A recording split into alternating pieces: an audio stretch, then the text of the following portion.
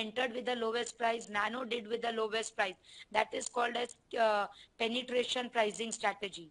You have decreased the price to capture the market. But skimming price is basically done by Apple or any product which Dove. There was once a time when Dove premium soap was introduced at a very high price. That was considered as skimming price.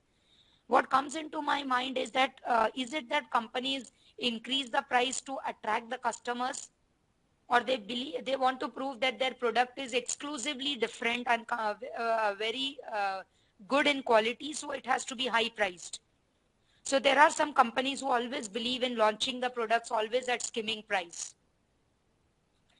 Now, to distinguish their product, make it unique. Then you have what is called as pricing of exports. When you talk about pricing of exports, here we are talking about a company which is planning to sell its product abroad. Especially when you're thinking of selling your products abroad in foreign countries or export, anybody dealing with export business. What are the things which are very important when you are exporting your product? What are the things that you should keep in mind if you are taking a contract abroad? Now you find Modi, Prime Minister, is having 30 different nations he's visiting. And everywhere I'm thinking he's looking for a good trade relation. And today's news was that China has surplus. The problem in China is overcapacity. They have overproduction. So they are looking for India as one of a very good investment destination where they can supply the products. So I think this is what pricing. So when they are going to price their products to sell it in India, what are the things they need to keep in mind? That is discussed in slide number 10 and 11. They should know what type of technology is used by the existing companies in India. They should know the market, the Indian market. They should know the substitutes which are available of the product that they are going to sell. Government policies already our Prime Minister is visiting, so they are made well aware of the type of regulations, incentives which we will be giving them so that we can promote a better trade relation. So these are all the examples which are now, if you are reading the newspapers, I would request you to all these different different countries that our Prime Minister is visiting. You can keep reading the newspaper and you can try to find out which are the points that are being covered that you are studying in your theory called pricing of exports. Which are the products which will be sold in our market at penetration price, and which will be the products which will be allowed in our country but at a very high price. Because we still have in our country a percent of the population which is very, very rich. And they will always buy exclusively what Rishikesh has said, distinguished product. Now when you talk about dumping, what is dumping? Dumping is selling the product in India at a lower price. Now the China products which are coming in India are not dumping. I cannot prove it unless I find out what is the price of these products in China. So all those China products that you see in the market which are sold on the streets, which you call as that very less price, low price products. Maybe those low price products are what you say, are considered as very, very cheaper products. So when you talk about, toys, toys and Jesse, I'm giving you this, okay, you have to, this is, I think this is the Facebook group created, and you can just check if you can download it from here. There was a technical issue due to which we are not giving you the link yet. So just try to download it from this. Okay. Yeah, Sandeep is already sharing a link. Fine. We go ahead. Okay.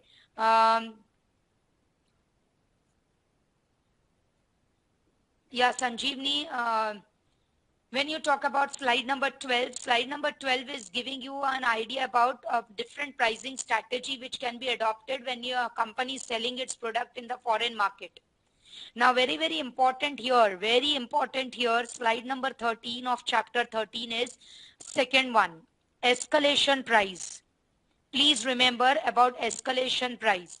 Escalation price is a higher price of a product. See, when you talk about technology coming in India, I'm sure that technology coming in India will be at an escalation price, especially when a technology is coming from Japan and Germany.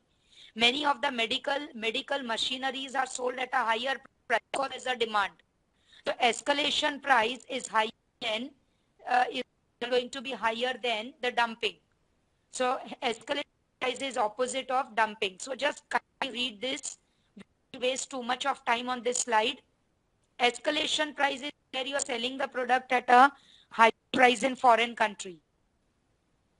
Just because there's demand. This may happen in raw material, oil, or you can talk about some particular mineral resource. Okay, compressors.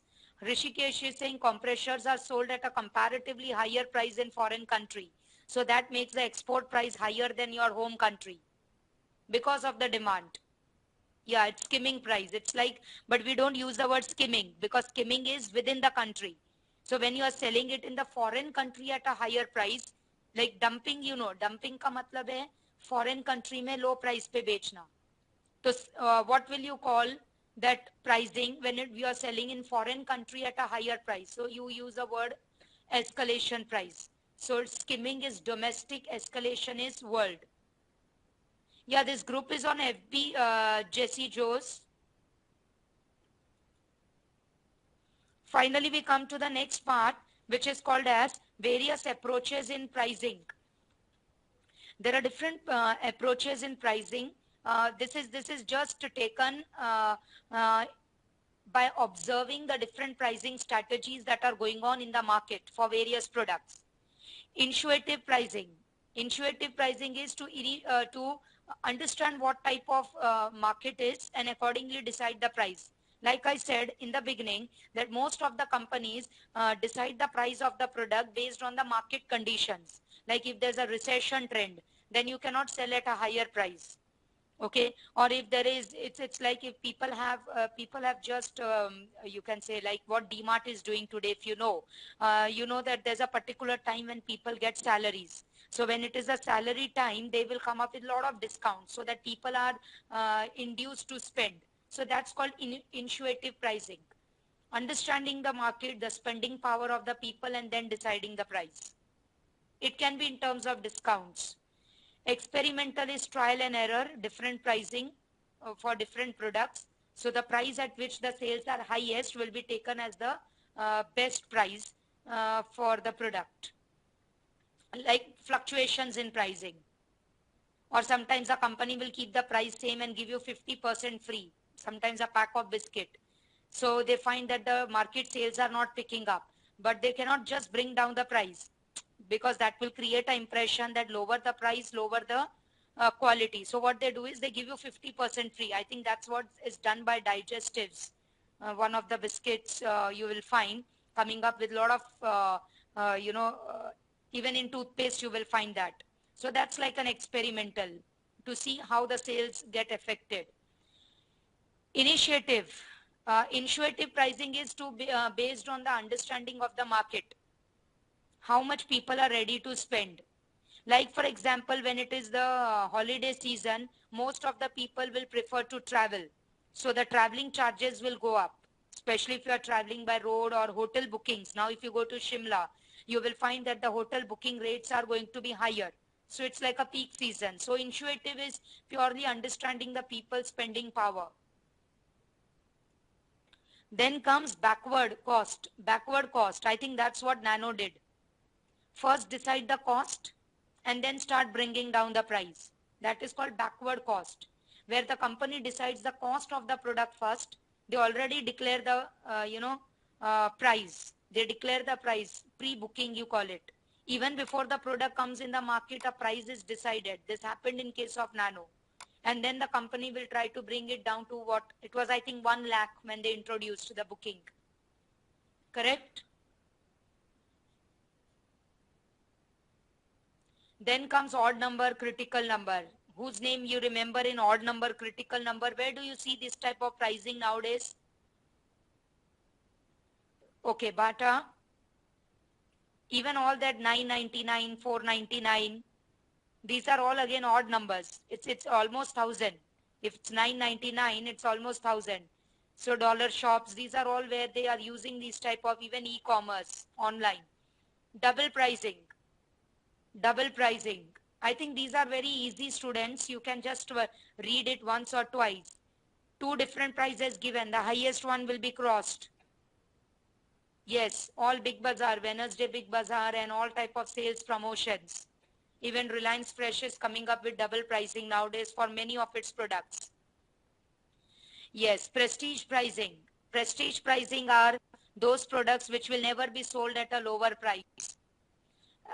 There was this example which I came across that Volkswagen, or when you talk about the brand like Gucci, when you talk about Ritu Kumar collections, when you talk about something like Reader's Digest, there are certain magazines, there are certain newspapers, there are certain cars, certain watches which will never be sold at lower price.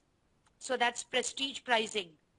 To keep that prestige image, to meet that level of elite class of consumers. Yeah. Then you have Emirates Air Tickets, Rishikesh is putting in. Kiran is saying it's Porsche cars. Rishikesh is talking about ACs and generals. That's perfectly fine, students. Then multi-product pricing, combo offer. 3 लो, 4 लो और 3 का ही पैसा दो. 6 packet biscuit खरीदो और 4 का ही पैसा दो. Yes, Apple definitely comes under prestige pricing. Okay. Then offering more at lower price. You will find a combo offer. Many products and you will find a packet of biscuits, you'll find soaps, you'll find even deodorants. Yes, that's an example of multiple. Bharat, I can explain you that concept later if you don't mind, because then the link will be lost. Let us first complete these, and then if you have any queries related to the previous chapters, we will take it up. Okay. Then you have peak load pricing. When you talk about peak load pricing, peak season. During the peak season, the sales are going to be higher, so price will be higher. Many a times people buy before only because they know that during the peak season, the rates are going to go up. If you look at summer, the prices of ACs, refrigerators, coolers are going to be definitely higher. But they will definitely come down during the summer season. So when you talk about peak load pricing, it is when the pricing has to be higher and when it has to be lowered. And restaurants, service industries, they are totally, even consumables like perishable products, fruits, vegetables, they all have a season and their pricing keep fluctuating. Finally, after understanding all these different pricing approaches which companies keep on using to capture the market and have more sales revenue, we have to ask ourselves that where does government come into picture?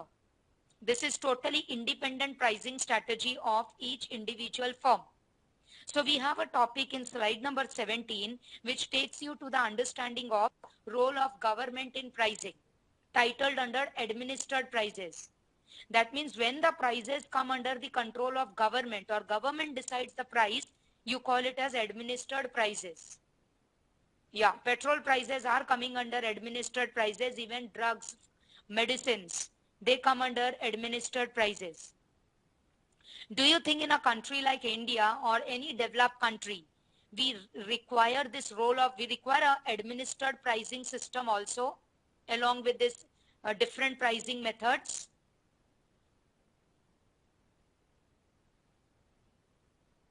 See, the concept, Bharat, for decreasing the fuel prices is that we are trying to balance our deficit.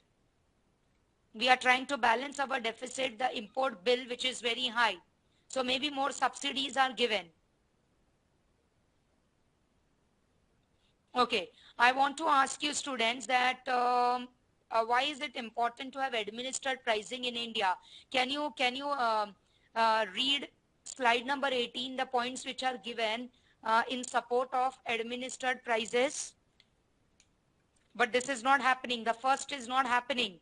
In fact, a lot of our farmers are committing suicide because government does not have proper warehouse system, and they are not able to take up the total amount of food grains which are lying with the farmers. I think Rahul Gandhi is definitely making an initiative in that. Correct, लेकिन फिर भी हमारा distribution में problem है. Minimum support price, that's right Vinay. Vinay is saying that government has already started with minimum support pricing, and under this minimum support pricing, government sees to it that farmers are saved from sudden fluctuation in the pricing for their crops, so that minimum price they are assured to be they will get that. But उसके लिए government को लेना तो चाहिए farmer से, वो लोग खरीद ही नहीं रहे, वो प्रॉब्लम है. Then we come to the next, which is price control. So when you talk about price control, it is a direct measure on the part of the government. So when you talk about price control, it is a direct measure of the government to fix the price. There are various macroeconomic goals which are behind deciding कि किसको price control में लाना चाहिए, किसको नहीं लाना चाहिए. Government बोल रही है हम कुछ चीजों को कंट्रोल कर रहे हैं प्राइसेस को बिकॉज हमें सोशल वेलफेयर चाहिए. जैसे हम सब्सिडाइज कर रहे हैं एजुकेशन को या मेडिसिन को या इलेक्ट्रिसिटी रेट्स को. we don't want our consumers to be exploited. So administered pricing के अंडर ही प्राइस कंट्रोल आता है. ठीक है, ये price control can be divided into two parts. One is called as formal, other is called as informal. So when you talk about formal price control, what is it? Formal price control में government will fix the price. जैसे ये minimum support price में होता है, government only first decides what will be the price. They do not ask the farmers, or they do not ask the farmers view of what should be the price. तो वो आ जाता है formal price control. PDS system में जो prices हैं वो formal price control है. Informal price control का मतलब है where government tells the producers that what should be the prices which they should maintain. We don't still have informal price control. We have more of formal price control. Informal is there in case of sugarcane, but then there is a lot of corruption also. Right, Rishikesh? Yes, subsidies can be considered. Perfect. Then we divide the price control into total and partial. Now very, very important. Total price control is the total products will come under price control.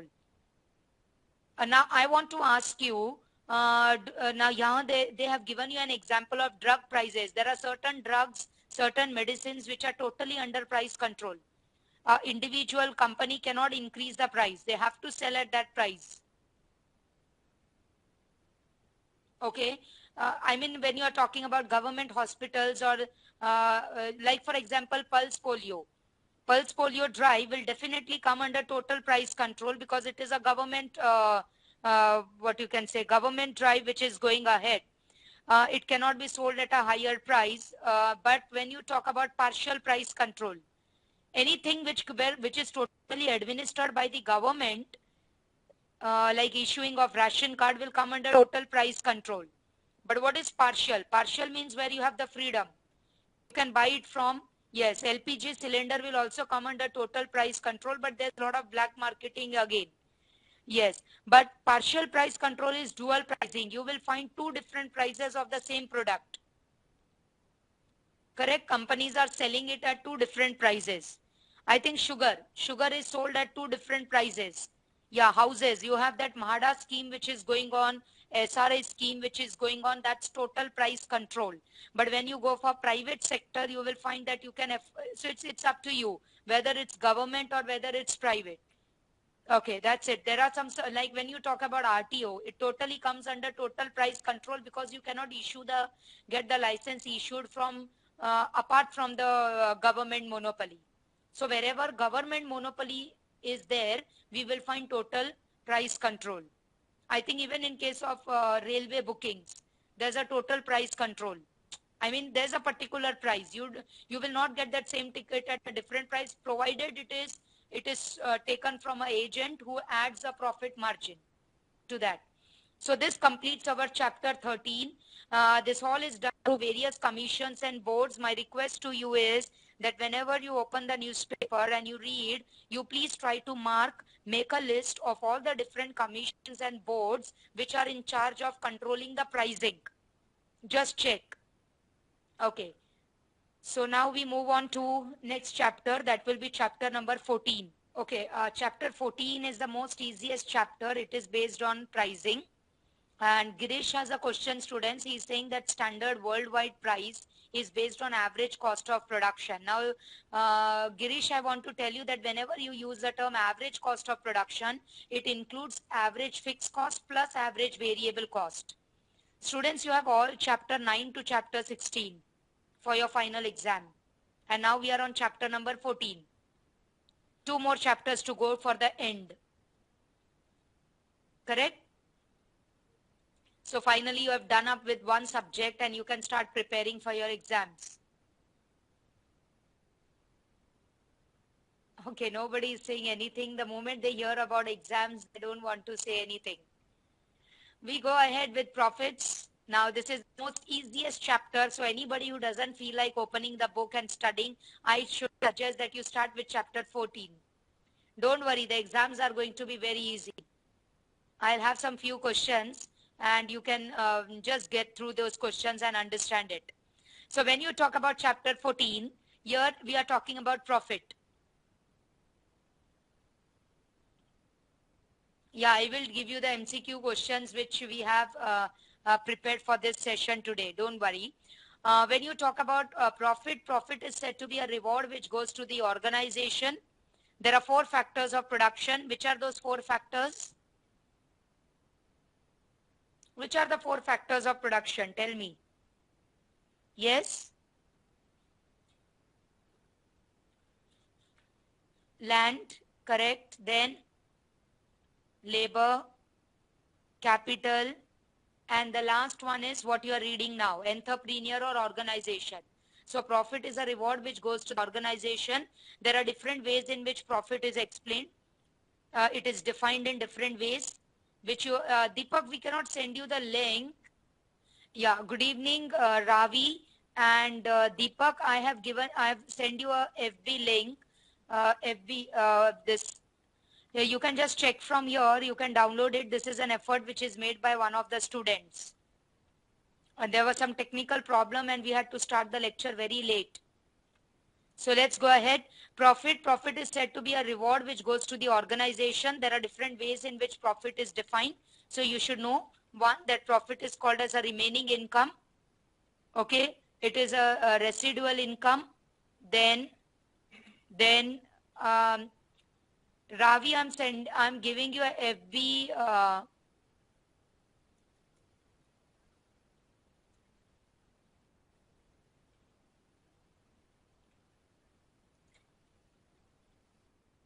just check here and try to see if you can download the PPTs. Okay, Jesse Joe saying that someone needs to accept her request to join the group. Yeah, it's a FB group. Okay, let's discuss on this now. Chapter 14, number 1. There are different ways in which profit is being defined. One of the very extreme thing is that profits can be negative too. Now, what does that mean? Negative profit means loss. But economists don't want to use a very harsh word called loss, so they are using a word negative profit. Now, when can profit be negative? Go by the formula, total revenue minus total cost. If your revenue is less and your cost is more, your answer will be negative. So they are just trying to say it in a different way, that profits can be negative when the revenue is less than the cost. Now, this was again a homework which I had given to my students in the PCP lecture. Did you complete this? Okay, good. At least 2-3 students are saying yes. Yeah, Mansoor is saying that he has already sent his request, but it's pending. Mansoor, it's a request for what? For that FB group? Okay. Who is actually looking into this entire thing for this FB group? Trupti, we had a problem with respect to the who has made this FB group? Akriti, what's your name? Dishant. Okay, Dishant has made this FB group. So I think by now, you all may be knowing each other very well. He is the admin. So everybody needs to know his name very well now. Okay, let's go ahead. If I keep doing this, I won't be able to complete my explanation. We move to okay. Now Rashmi wants to know Dishant ka surname also. She says सिर्फ Dishant बोला तो नहीं चलेगा. Okay, we go to slide. Okay, he's Dishant Kapadia. ठीक है. Okay. There's one more student, Vinod, who is helping you all. He's sharing his mail ID with you all. So you can just connect with him. And I think he may be in a better position to help you. So we go ahead. You can see here I have summarized your entire chapter in one slide. That is slide number 2. And here you will see that there are different profit theories, the name of the economist given, and what is the concept that these theories are trying to explain. So when you say that profit is an accounting surplus, we are just dividing the profit into gross and net. Kindly check the formula for gross profit and net profit in slide number 3. Look at this slide. What is the difference between gross profit and net profit? What is the difference between gross profit and net profit? Yeah, Sanjeevni, when you are remarking, I always remember, if you remember in that Ramayana, how they keep, how that Hanuman character is, trying to find out that Sanjeevni booty, वैसे हो गया अभी ये link finally मिल गया है. So we go ahead. We are talking about gross profit and net profit. Let's go back. Slide number 2 of chapter 14. So profit is अभी इतने सारे students सब link भेजते जा रहे. Rishikesh is helping you all. So he is also sending one more link. And I think from here also, all those students can, those who are still facing a problem, I think you are getting remarkable help and you have got a really good team of classmates with you.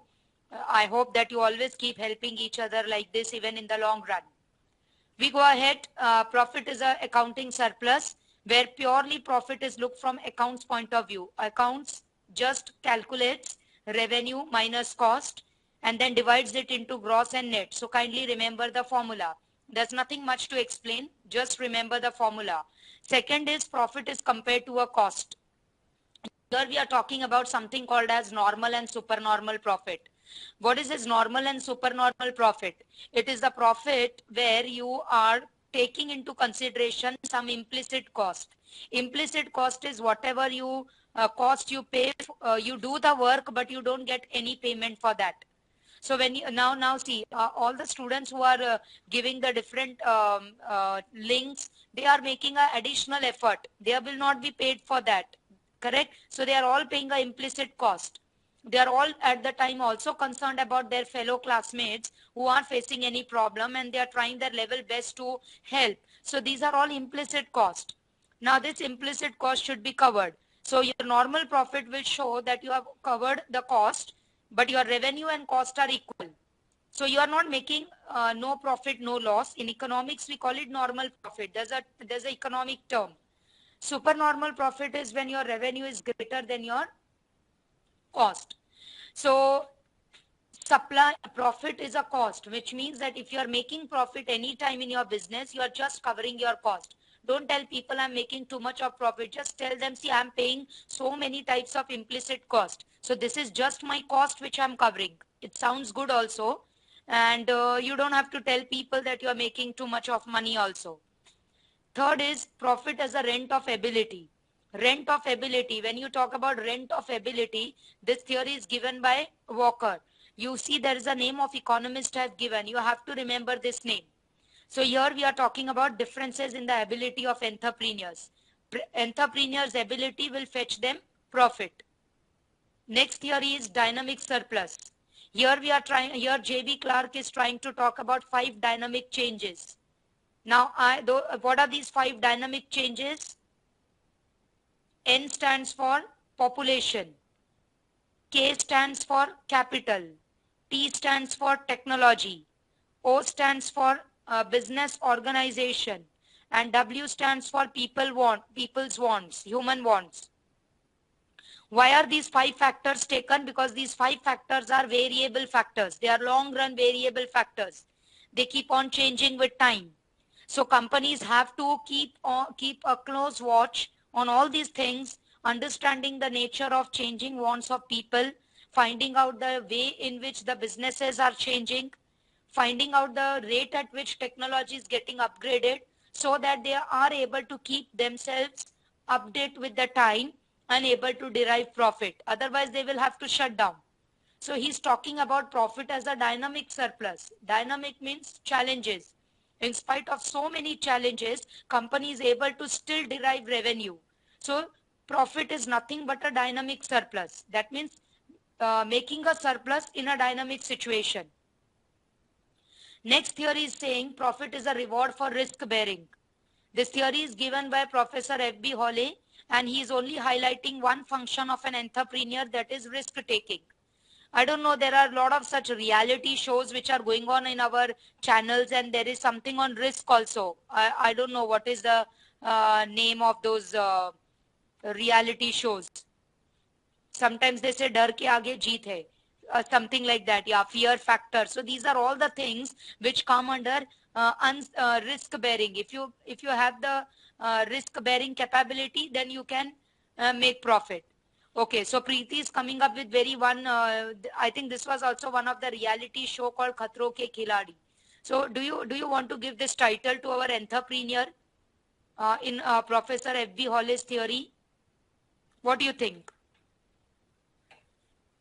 Okay, so you can remember that whenever you talk about Professor F.B. Hawley's theory, you have to remember that entrepreneur is compared to a Khatron Ka Khiladi, who is actually taking all the risk of the business and still able to run the business and make profit. Then we move to the next, which is given by Frank Knight. Now, what is the difference between Frank Knight's theory and F.B. Hawley's theory? Just read the heading. He has just replaced the word risk by the word uncertainty. And he's talking about 2 types of risk, insurable and non-insurable. Unfortunately, this distinguish between insurable and non-insurable was never spoken in Hawley's theory. So Frank Knight theory is said to be an improvement over Professor F.B. Hawley's theory.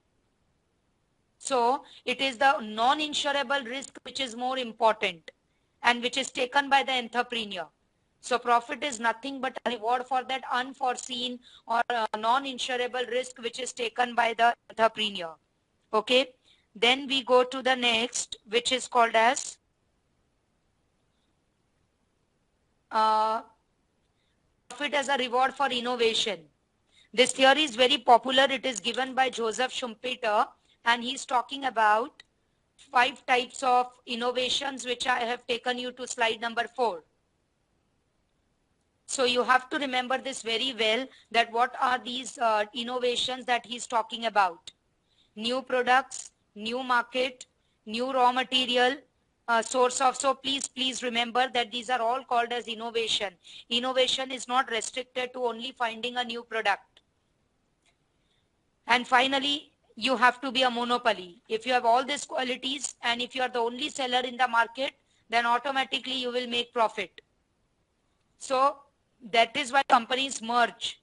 There is mergers and acquisition so that, or they make a cartel so that they become monopolist. Now, the last two slides of this chapter are giving weightage to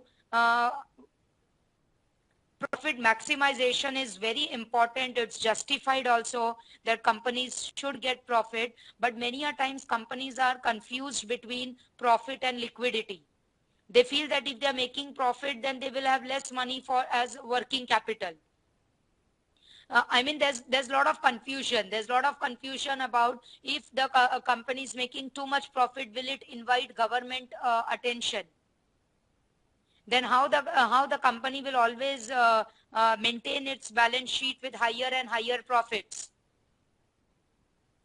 Companies aim at maximum profit, but at the same time, there are a lot of fears which the company has. This is purely theoretical. I don't know whether it can be actually justified. This is a theory. This is just a theory to say, I think this is a point which is defending those companies who don't want to make too much profit. Mostly our public sector company. Yeah, they are totally abstract. Okay. And this is something which is very interesting, that why profits are considered to be important. Kindly go through it. They are self-explanatory.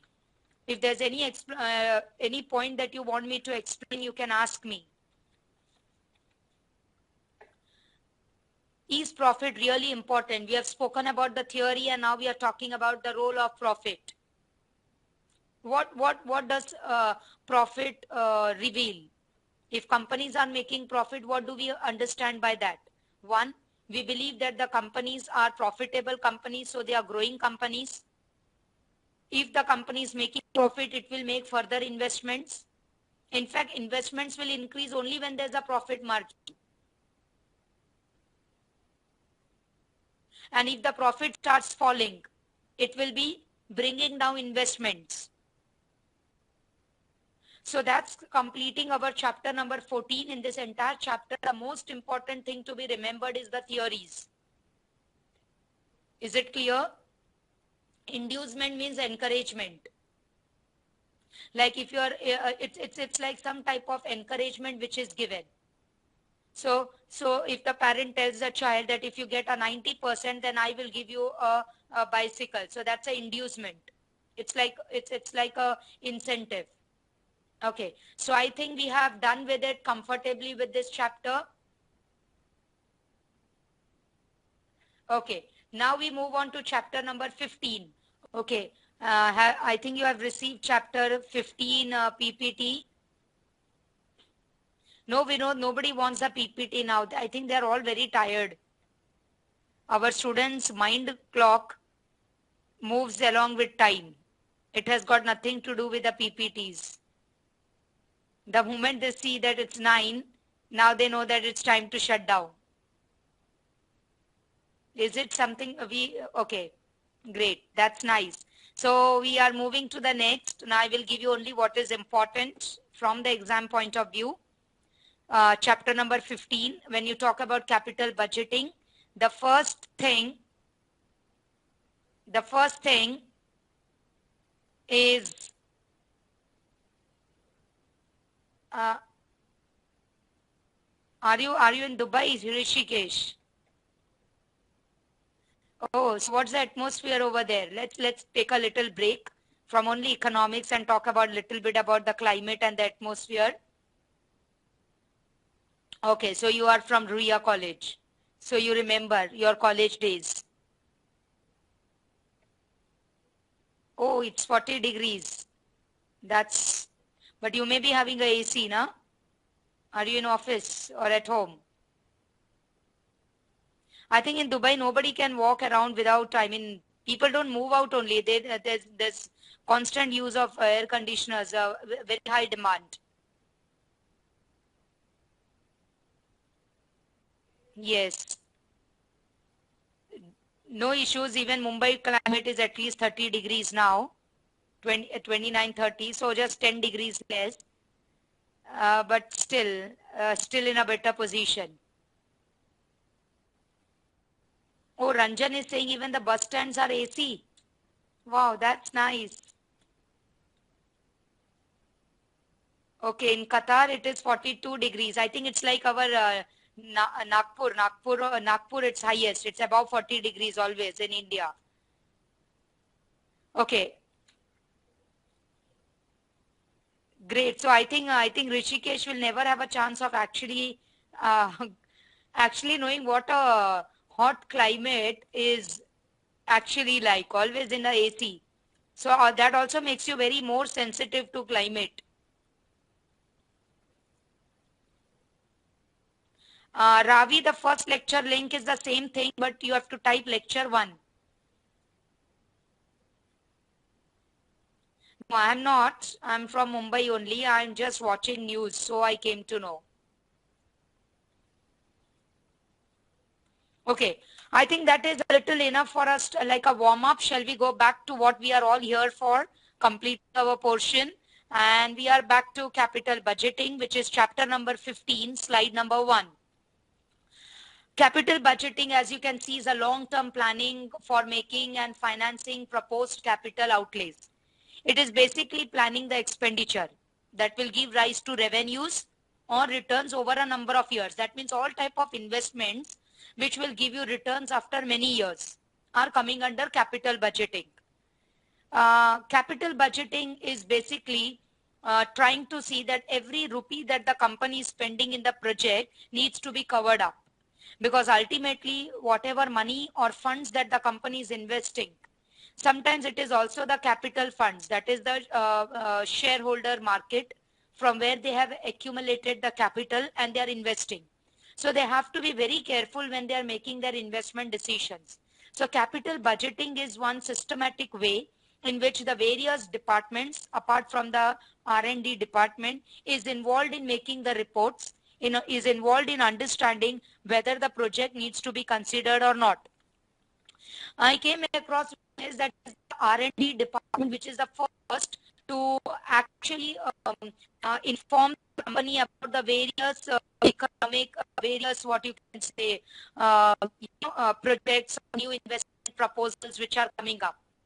The R&D department is staffed by a lot of experts who are from different departments, the product department, the marketing research, the industrial engineering.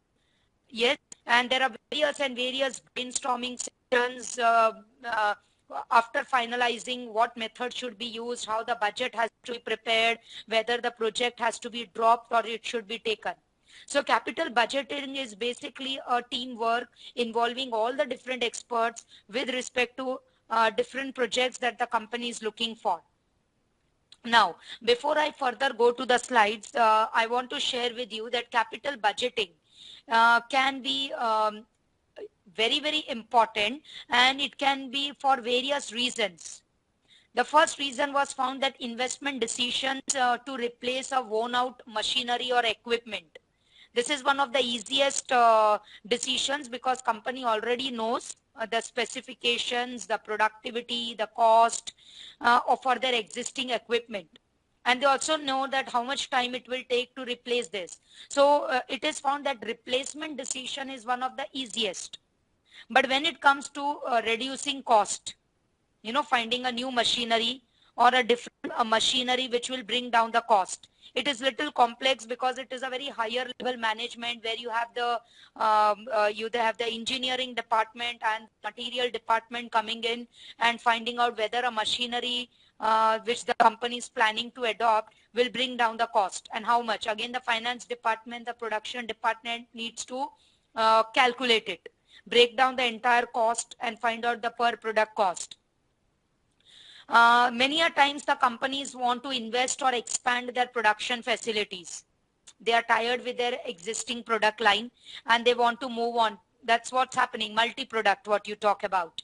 Companies want to move into more manufacturing of different lines of products. So they have to do a lot of marketing research, and they have to, like, we are moving from a very keyboard to a digital economy where everything is at the tip of your finger. You just click and you get. So these are yeah, automations. All this requires capital budgeting. So capital budgeting can deal with replacement of a machinery, reducing the cost, changing the technology, expanding the production, and also to comply to government rules. Today our government, like recently there was a headline in the newspaper which talked about that all those vehicles which are 10 years, need to be removed from our roads because they are adding to the pollution. So all those automobile manufacturing companies need to comply to the government regulations when they are designing their automobile engines and all that. So capital budgeting deals with all these issues. You have to remember that in capital budgeting, the company has to apply a certain rule. One of this rule is given in slide number 2. It is said to be comparing the marginal cost with marginal revenue. Now this equating marginal cost with marginal revenue is given to you in economics. That means when the cost of making the last product or the cost of making the additional product is covered up in the price. It means that you are making a marginal profit on that product. You cannot increase the production beyond that, because then your cost of making the product will go up. Now you all are attending this lecture, so you all will decide which is the last time limit for which you have to attend this lecture. Beyond that, what will happen? Everything will go above your heads. So you all decide your additional cost of attending the lecture with additional knowledge, additional understanding. If the understanding is going down and the cost is increasing with every additional time, you wind up. Okay, Asif has already reached his equilibrium point, which is 9 p.m. So goodbye, Asif, and all the best for the self-study. Yes? Now let's come back to slide number 2. When you are talking about capital budgeting, we are what is the rule we are applying? We are applying the rule of equating the marginal cost with marginal revenue. So what is this marginal cost? It is the percentage cost of capital. So please remember this, very important. And what is marginal revenue? It is a percentage return. So how much percent you are spending and how much percent you are going to get back. When you try to calculate that, you can decide the investment, I can say, in a profitable manner. Now the entire capital budgeting process is divided into 3 categories. Investment selection. First, which project should be considered? How to invest? That has to be the first. Once that decision is made, the second decision will be how the money will be, how it will be financed. That is called as financing investment. And the third is called as allocation criterion. Allocation ka matlab hai, how are you going to allocate the funds which you have managed to get in the entire project? The working capital, the fixed capital, the labor and all that. So the nature of capital budgeting based on this decision revolves around 3 things: demand for capital, supply of capital, and rationing of funds. I think that's self-explanatory. Just read it. The capital budgeting totally revolves around 3 things: demand for capital, supply of capital, and rationing of funds. Shall we go to the next slide?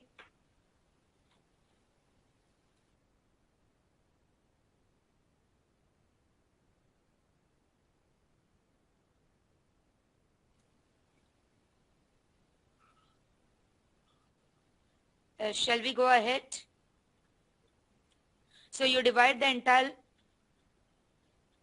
it's self-explanatory that there are 3 things to be done. Third one is allocation, allocating the resources.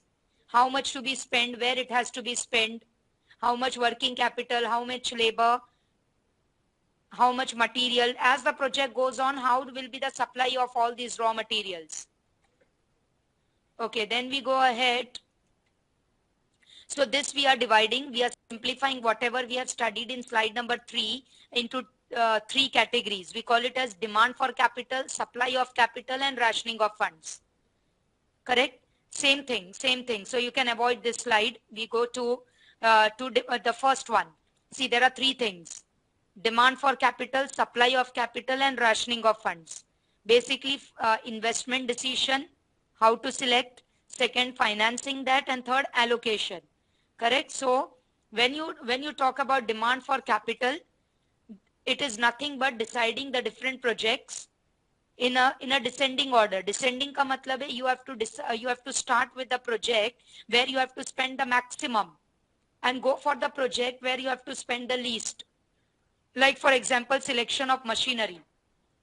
The company will first find out which is the machinery which is the most expensive. What is the efficiency of that machinery.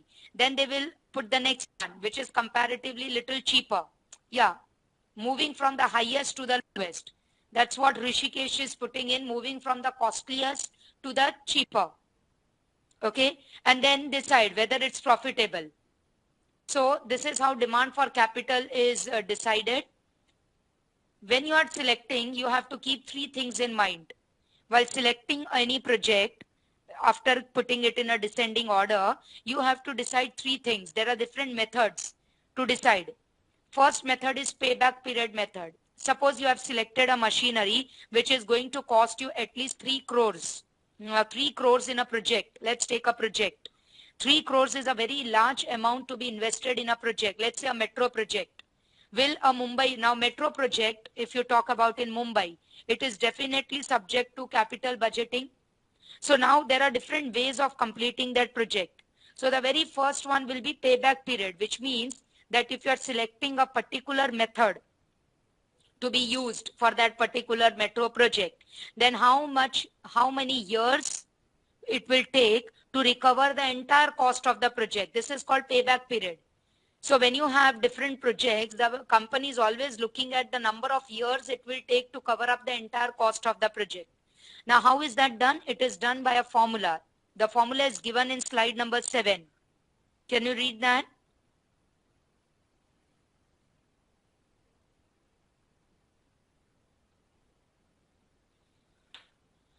So initial investment outlay divided by annual cash flow. If you are investing 1 lakh and per year 25,000 is recovered.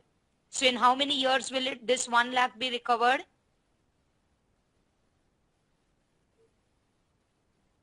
4 years. Okay. If I bring down this annual cash flow to 20,000, what will happen? If I bring down this annual cash flow to 20,000, what will happen? 1 more year, 5 years, right? So which is better? Covering it in 4 years or covering it in 5 years? So what do you conclude? The lowest payback period will get the first priority. That means the project which is giving you the lowest payback period is considered as the best. But what are the demerits? Slide number 8. The slide number 8 says that one of the biggest demerit of using this method is that we do not take into consideration the value of money. That after 4 years, what will be the value of this 1 lakh? The value of money is always going down. You agree with that? So if you are covering it in the earliest, you will be definitely having more value of the money than if you get it later. So profitability aspect is ignored. Payback period is never taking into consideration, as Gaurav is putting in the demerit given in slide number 8, that it does not take into consideration the time value of money. Therefore, there are alternative methods. The second method is called as discounted present value. Discounted present value method says that you have to take into consideration the rate of interest. The rate of interest of the money that you are going to invest in this entire project. So what is the formula given to you? It is the estimated return every year. So return in the first year divided by 1 plus I. I stands for rate of interest. R2 is the return in second year. So every year, how much percent of the money is recovered? That needs to be calculated. So if you are getting something like 12% as the return, you have to find out what is the market rate of interest. If the market rate of interest is 10%, okay, and your return is much more than that, that is your DPV, discounted present value, is greater than your cost. That means you are not only covering the cost, you are also covering the interest of that money for those many years. This always happens. See, when you are taking, I gave the example in my class, that when a bank is giving a loan for 10 years, then in that 10 years, Yes, yeah, definitely in those countries it will be impracticable, Rishikesh. Yes, but I think when a bank is giving a loan, it definitely takes into the consideration what would be the return, what would be the present value of this money at that time. So discounted present value, matlab taking into consideration the interest, what would be the value in after 4 years or after 10 years. If the value is higher, that is why if you're taking a loan of 10 lakhs for 10 years, after 10 years you will find with the rate of interest and with the EMIs, you are actually paying more to the bank, maybe more than 20 to 25 lakhs, because the 10 lakhs today will be equivalent to 25 lakhs after 10 years. You remember, students, we were discussing about this in our class. So this is very, very practical to actually take into consideration. Yes. Therefore, the EMIs are very high in the initial years. That's because they cover up. They cover up the rate of interest and the discount present value in that time. The third method is called as internal rate of return. What is this internal rate of return? Internal rate of return may, what is the difference in the formula?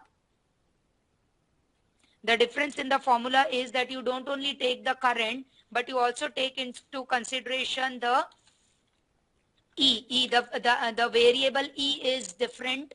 You have in the formula R1, R2, R3 divided by 1 plus E. Now E is called as the marginal efficiency of capital. Marginal efficiency of capital means that if a particular project is being selected and it is being invested, like for example, there is a 5 crores hotel which is being constructed. If there is a 5 crores investment made today, then what is the return? What is the return and what is the efficiency? Efficiency basically means the amount of revenue that it will generate. So yeah, machineries, if you take, then whatever are the revenues that the machine will give you, the output that the machine will give you will be its efficiency of capital.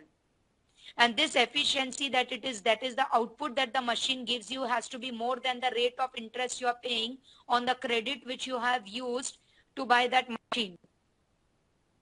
So this is one very important concept.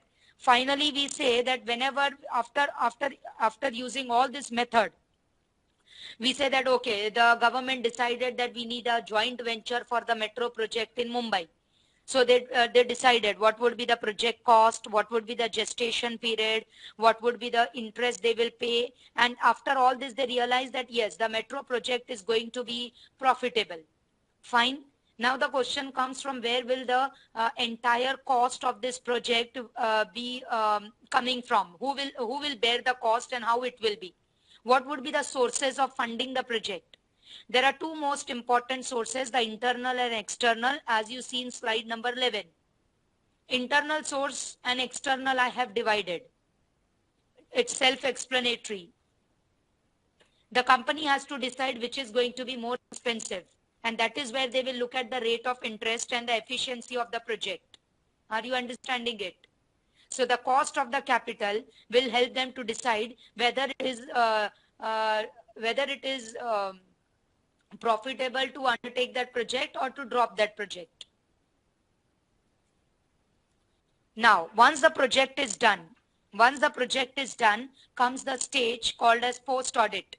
Post-audit is considered as one of the most essential part of capital budgeting, because it is only here that when the entire team sits together, they compare the actual results with what they predicted. So when the investment decision was taken at that time, what were the different parameters which were set by the company and its team? And once the project is completed, what is the actual result? So it is basically like comparing the predicted, you can say the predicted estimate cost and the actual cost of the project, and to understand the differences, so that if there are any type of mistakes that have taken place or any type of errors that have taken place, it should not be repeated in the future. So post-auditing is said to be considered as one of the most important part of capital budgeting. You have to remember this. Yeah, it's like learning. It's learning from your mistakes. So that's something very, very important and you have to keep in mind. We move to the last part of this chapter 15, which says that whenever you are talking about capital budgeting, whenever you are talking about capital budgeting, it is a part of project planning. It's nothing but planning a project. So capital budgeting makes you plan for a project because you are just thinking on what would be the cost, what would be the estimated interest you are going to pay. Everything is pre-calculated. So it is something like planning before you are investing your funds in a project. Is it clear? These are some of the features of project planning which can be self-explanatory. So I can take this benefit that, okay, this is self-explanatory, and very, very important is that capital budgeting is a one-time exercise. You see, this is not capital budgeting, it is a project. Once you have invested 5 crores in a project, you cannot take it back. You cannot just decide that, okay, we think we need to close down this project. There's a lot of time, lot of energy, and first of all, the cost which is already incurred. Therefore, it's very, very important that whenever a company is planning to take up a very big project, which is involving crores of funding, it has to be very careful. It really requires the entire team, the R&D department, which needs to sit together, work out on the project cost, work out on the interest that the company will be paying, also the profit, because it's the shareholders' money. External source of profit, external source of capital. You already know that. We have divided it into supply of capital, internal and external. So when you are talking about external source, you are taking capital from the share market. So when you are taking capital from the share market, you are bound to pay the dividend to the shareholders. So therefore, all this has to be very well thought. Is it clear? Are you able to connect? So I think this was again a very theoretical. What I would like to request you is that you can take up some case studies if you get time to read how projects have been taken, how they have been funded, what was the total cost. Okay, you don't have to solve the sums. You just have to remember the formulas. There will hardly, if there's a sum, you have to work on payback period. Okay. So this covers our chapter number 15 also.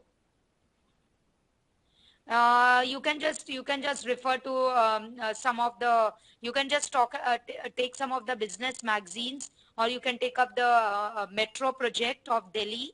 Just type it on Google, internet, check the metro, the Mumbai metro rail project or the monorail project. Type it and you will get the detailed list, and then you can relate it.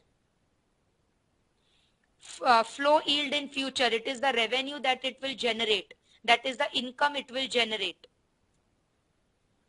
Okay, I'll take a 2 minutes break now, and then we will move on to the last chapter for today. These are some of the stages. Okay, do you have any queries? These are just the steps, the different steps in a capital budgeting process. Finding out the investment opportunities, which I said the R&D department notifies. Then assembling the resources. Okay, that is the entire team. Deciding on what would be the cost. Finding out whether it's worth, what would be the revenue it will generate. If a particular machinery will increase the output by 3 to 4 times, then the company will say, okay, fine, the revenue generation is more than the cost. So these are just the same thing. So we'll take a 2 minutes break if you don't mind, and then we will move to chapter number 16, which is the last chapter for your syllabus. So welcome back, students. Just a little tired of sitting for such a long time. So now we are moving to the last chapter, which is chapter 16, which is about business cycle. Yeah, Sharad Chandra is saying he felt really nice reading the engineering word. Actually, there's a lot of things which you can connect yourself with in this subject. But due to time constraints, you know, we are not able to deal with each and everything. So finally, the last chapter, which is about macro. Now you have been all dealing with individual firm, market, individual consumer, pricing of a product, utility, and tired of all that. So a change. We have macro as the last chapter, which is giving you a little bit idea of what business cycles are about. This concept of business cycle was introduced by J.M. Keynes. He said the ups and downs in business can be measured. You can put it down in the form of a graph.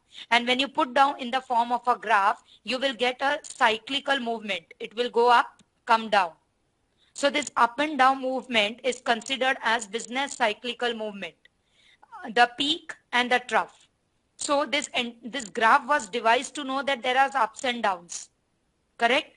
And these ups, when it reaches the peak, it will be considered as the highest stage of any business or activity. Beyond that, there will be no chance of going ahead, which means the business will stop at that point. It will not expand, it will diversify. And the lowest level is called as trough. So this is taking you back to slide 1. The upswings and downswings in any business activity was considered as trade cycle.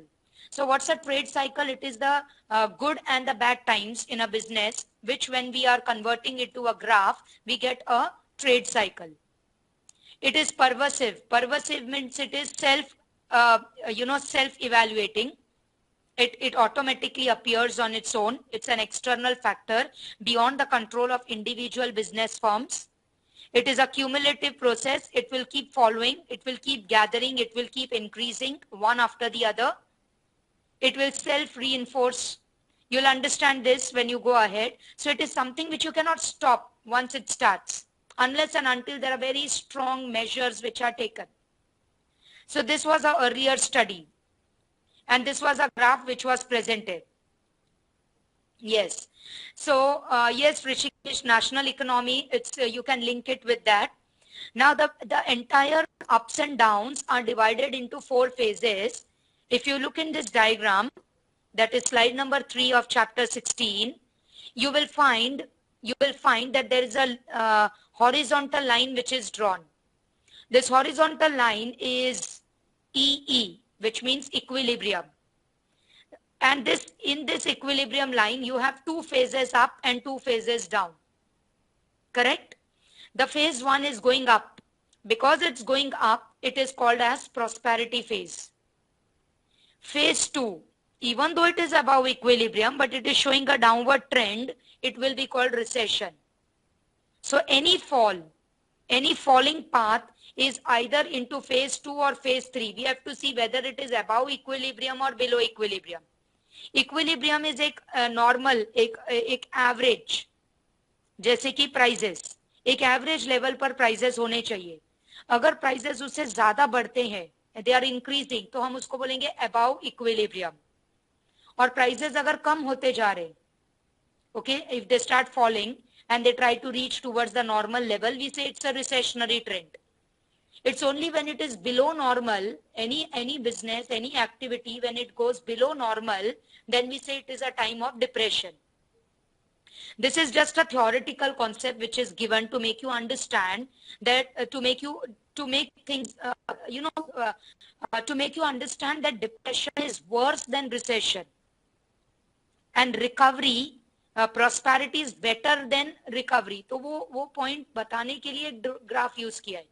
So when a student compares phase 2 and phase 3, he finds that in phase 2 also the graph is going down. Phase 3 also the graph is going down. But what is the difference? So the difference is that in phase 2, even though it is going down, it is above equilibrium, something which you can sustain. And phase 3 is showing that it has become very rapid. The prices have started falling even below normal. So just to make, so this concept is said that whenever you try to measure any level of business, now to measure business, I have to measure investment, I will have to measure output, I will have to measure profits. And if I find that the rate at which the profits are increasing is very slow, it is below normal, then I will put it in phase 4. Yes, Rishikesh is saying, like, for example, if you are dreaming of swimming, sitting on a boat and then falling. So swimming is like, okay, normal. Sitting is also like, by falling is, you are below normal activity. Okay, fine. So this is it. It's just to make you understand the impact, the severity of depression. Depression is always worse than recession, and prosperity is always better than recovery. Okay. Now the question is, why does depression comes, or how will I know that the economy is facing a depression? What are the symptoms that I need to look at? Suppose you find that some of your friends are in depression. How do you find out your friends are in depression? I'm not talking of business depression. I'm talking of a human, a psychological state of mind. The person may be very upset or always abusing other, a lot of negative thinking. That's depression. Correct? Facial expression, body language. Yeah, trying to be alone, isolated. That's it. Correct? And when you talk about prosperity, how do you know that your neighbor is prospering? What are the symptoms you look for prosperity and betterment in life? Very happy, very outgoing, spending more and more money. Correct? Yes. So same way, when we look at the economy, we need to get some symptoms. So when you find, look at slide number 4, some important points. When you find that people are spending less or they don't have money to spend, employment, lot of people are losing jobs. The profit margins have just disappeared from the market and businesses. There is a standstill in investment, no new construction, no new business. Even the stock market is not performing. It's a sign of depression. So from exam point of view, symptoms, you will be asked to recognize which of these factor is related to depression. Okay. Whereas in recovery, it will be exactly opposite. Na? You will find people getting job, new investment, new companies coming up, banks coming up, giving easy credit to the people at a lower rate of interest so that people have more spending.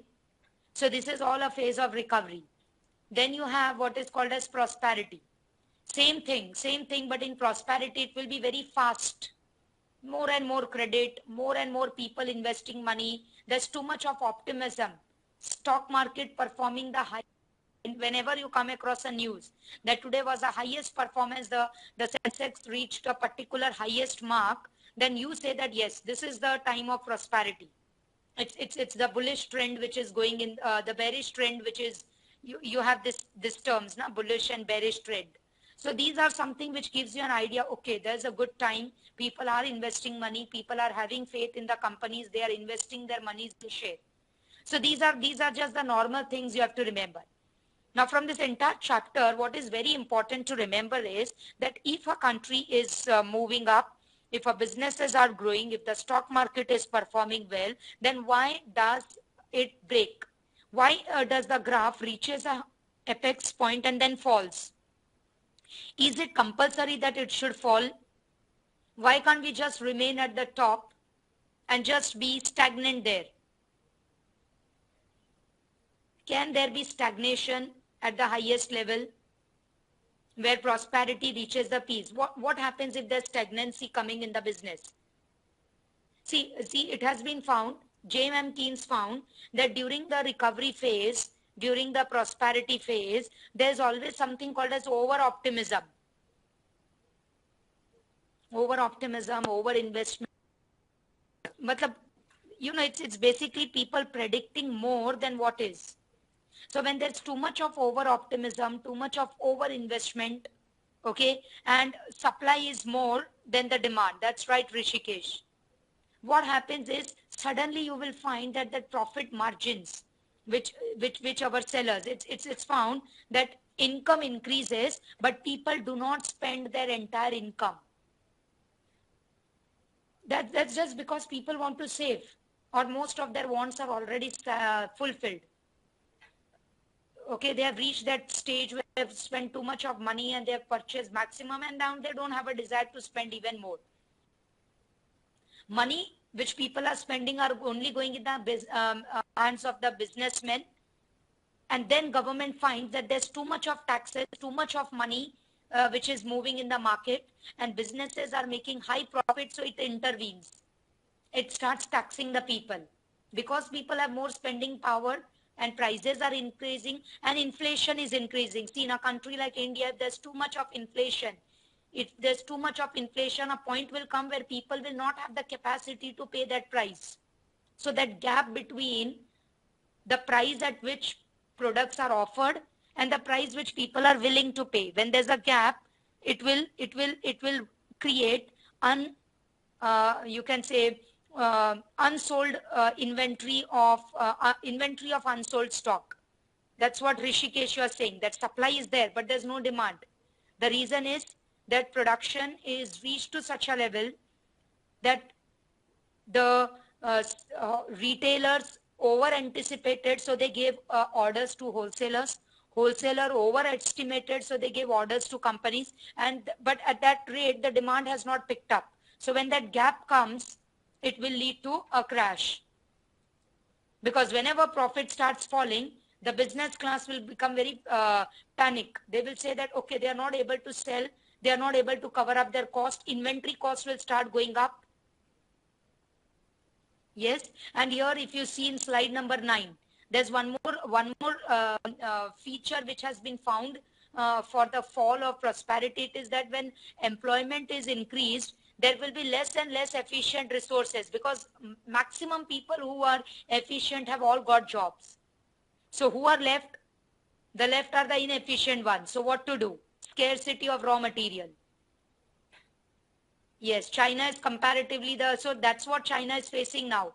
They are facing the problem of overcapacity, and they are afraid if they are not able to meet the market demand, they are not able to, sell off, the inventory cost will go up and it will bring a saturation, a stagnation for further investment. So they are looking for avenues in other countries to have trade so that they can supply the products in a country like India, where there's still too much of pent up demand.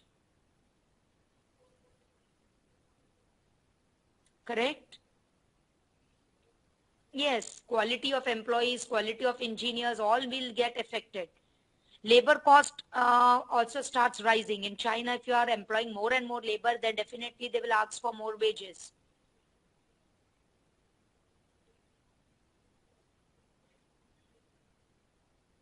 Right? So when you talk about labor cost, why labor cost increases here?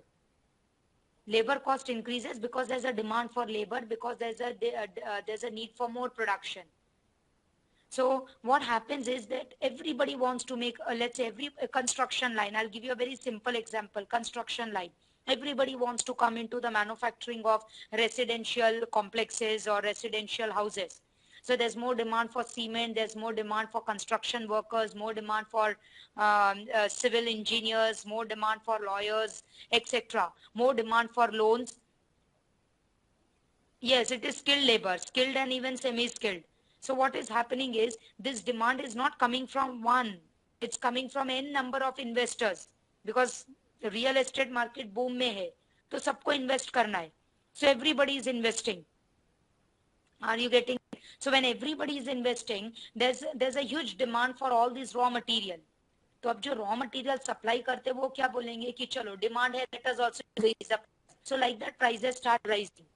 So when the price of raw material starts rising faster than the price of finished goods, the profit margin starts narrowing down. And this is where the trend changes. And that is why they are saying the boom breaks. Is it clear? Then when we are talking about, yes, Rishikesh is absolutely right. This phase was there in Dubai in the year 2008 to 2011, which was recession. A recession which goes on for n number of years is called depression. Funds start becoming scarce, all type of investments fall, and entrepreneurs don't want. So but the question is, how does this recovery comes from this recession? How do we actually recover? So these are all the things. So you please remember that the two most important things, I'll take you first to that and then go back to directly to slide number 15, because I can connect now. To slide number 15, we are trying to tell you that there are two most important policies which are required when an economy is in a recession. One is the fiscal policy. It is a policy of the government with respect to taxes, expenditure. It is the government will not tax, but the government will spend money. The government will start with some projects which will create a demand for certain type of raw materials and labor. So if there is a recession, because there's no investment taking place, people are panicked, they don't want to spend their money. So it is only the government's expenditure which will be very, very useful. The different projects which government will undertake. We would like to ask Rishikesh, what happened after 2011? What did they see in the economy? What changes did they found?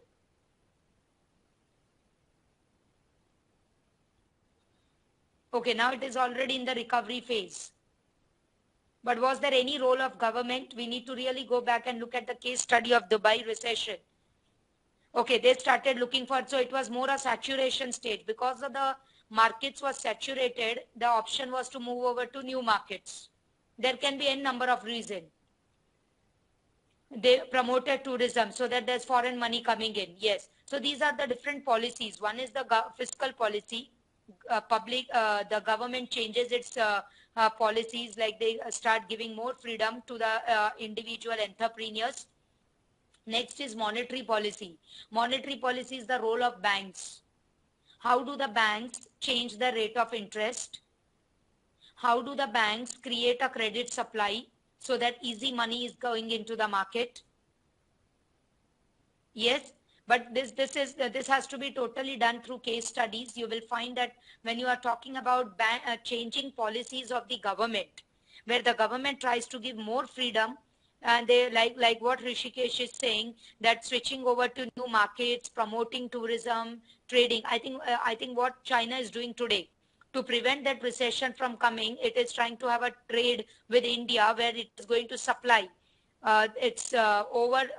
you can say, stock to meet the demand of people in our country, finding new markets. That's what China is doing. So these are the ways in which, but again here the role of government policies play a very, even our banks should have very good policies. Like when you want foreign investment to come in India, then we definitely need to give them that type of environment. Now if you are working in a company and you are finding that the country in which you are working has inflation, it's a prosperity time, prices are rising, you have to be very clear. You have to be very clear that there will be a point where the market demand for the product will start getting affected, and you have to be prepared to pay very high taxes. So doing business in a country which is in a prosperity phase, which is an inflating country, the problem will be of higher taxes and paying higher dividends to the shareholders. Production cost will be very high. Therefore, our government is always interested in managing the inflation. They want the inflation to be very controllable. Because as I told my students, that there's one very important law and one very important concept which is called as, I'll type it and give it, which I think I discussed in my PCP lecture. Very, very important. When it comes to inflation, it is called as the Phillips curve. Phillips curve is explaining you the relation between inflation and employment. He found that when a country's government tries to control inflation, it will have to bear with some amount of unemployment. So higher inflation and higher unemployment. So inflation and unemployment always goes together. They are inversely related. And therefore, government has to see that the inflation should not brought down to such a level that there is unemployment.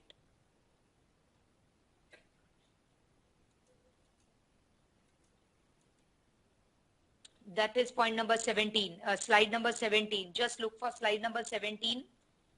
This slide is actually talking about inflation and unemployment as being inversely related. Yes. Why is it? Because see, when prices fall, the investor class will not have the incentive to invest. उनको लगता है prices तो कम हो रहे, so why to invest in the business? Will not be able to make a lot of profit. So therefore, it's not a very good. The investor class doesn't like falling prices. So they will cut down or they will postpone their investment plan, and that will lead to less jobs. So therefore, government has to keep on calculating how much percent unemployment they can tolerate. So therefore, for that, how much percent inflation is manageable. So this is purely the job of understanding the country's inflation rate and its unemployment rate. Now, I have added some extra slides here. Downsizing का मतलब है investing should be less, selling of the shares of the company, curtailing the investment, bringing down the output level.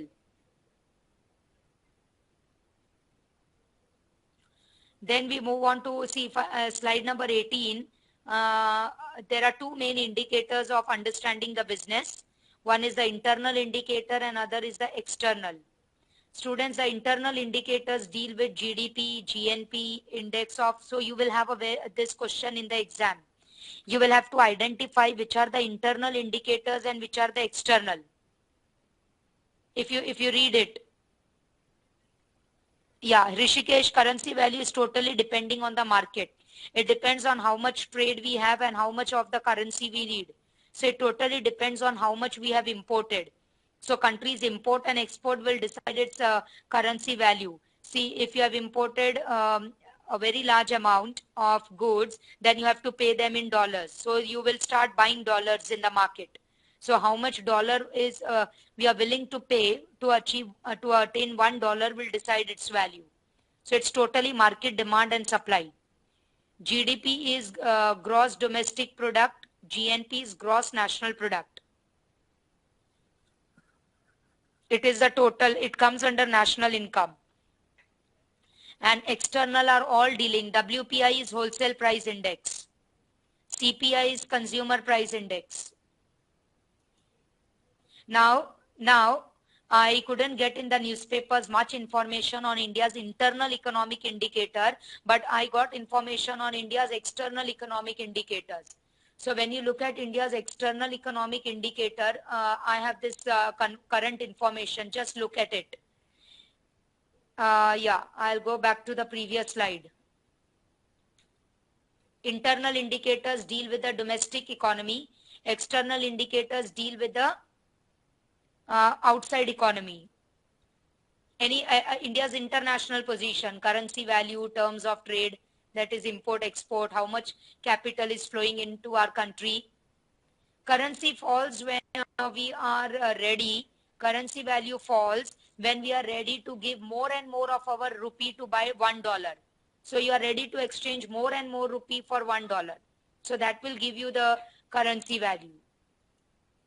Okay, look at this slide number 19. We find that India's crude oil prices have declined.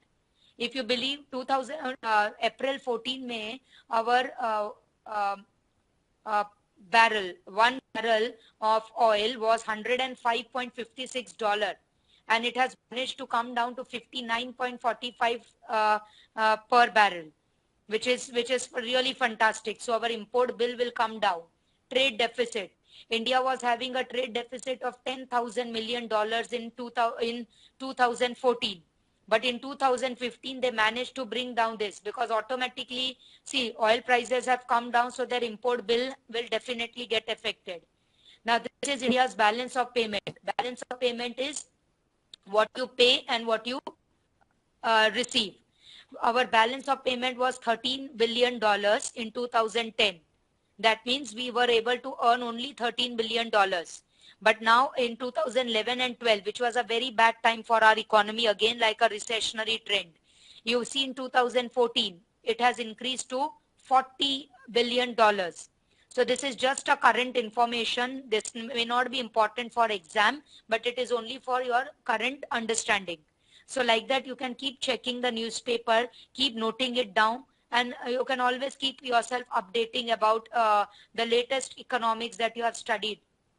Finally, we come to the last part of this chapter, that all industries, all different sectors, all different businesses are interlinked with each other. This has been actually put together and understood by an economist called Professor Vasily. Just check in the book. I'm sorry, I had to type it. Professor Vasily Leontev. Just check that. So he has tried to explain that there is a input-output relationship which exists between each industry.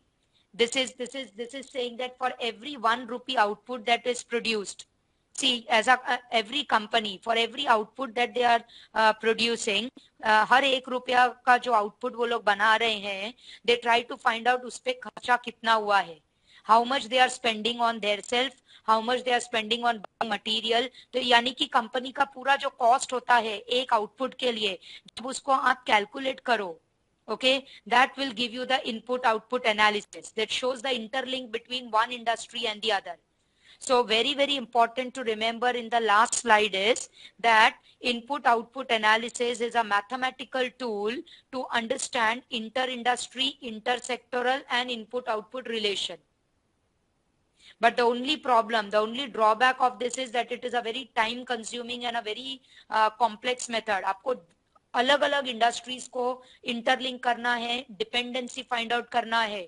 जैसे automobile industry एक है, तो automobile industry से linked कौन सी industries है? Tyre industry, then even the banks which are financing, the steel plants, they are all interlinked, yes or no? So all these interlinked industries will be studied under input output analysis. Have you understood? Yeah, even spare parts. Okay, so I think that completes our chapter and a little bit of quick MCQs which will help you to take something good at the end of the day, and whatever opportunity cost we paid in the beginning can be compensated.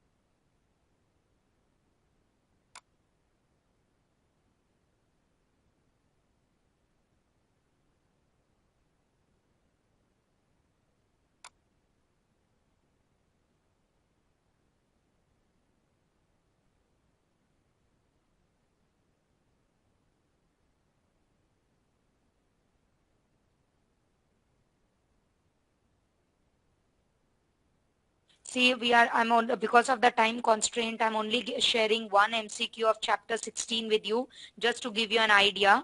So first question is, business cycle is divided into how many phases? So total, how many phases are there? 4. Correct. So your answer is 4. Prosperity, recovery, depression, recession. Okay. Look at the second question. I just gave you an example recently that there are two conflicts. There's an inverse relation which is explained by Phillips curve. That Phillips curve is connected with this question, which is the following is a conflicting objective for monetary authorities. That is for Reserve Bank of India.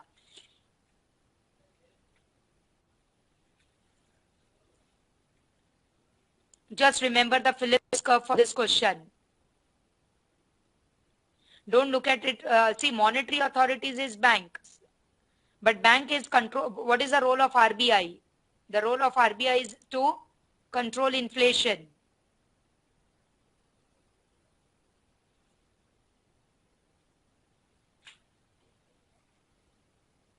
The answer will be 1, maintaining stable prices and full employment. The next is, which of the following is a type of external economic indicator of the economy? See, I have prepared that chart. You should be quickly able to identify which is an external economic indicator.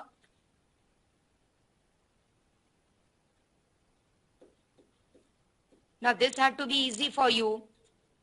Very good. Rishikesh, perfect. Kaushiki, yeah, it's balance of payment. Balance of payment is the only external economic indicator. Okay, now this input-output analysis, which is given by Vasily Leontief.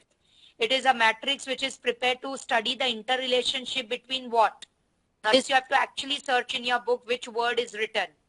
But any guess when what I explained, just to know whether you heard the last slide which I had actually discussed?